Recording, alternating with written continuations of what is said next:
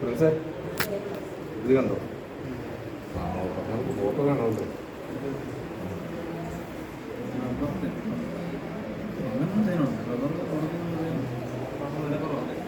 നിങ്ങൾ കണ്ടോണേ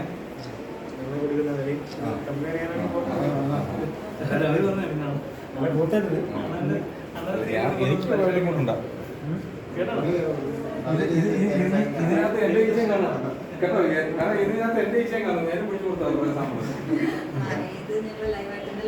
ഇന്നലെ പിടിച്ചായിരിക്കും. ഞാൻ കഴിഞ്ഞ വർഷം മാറ്റിട്ടുണ്ടല്ലോ.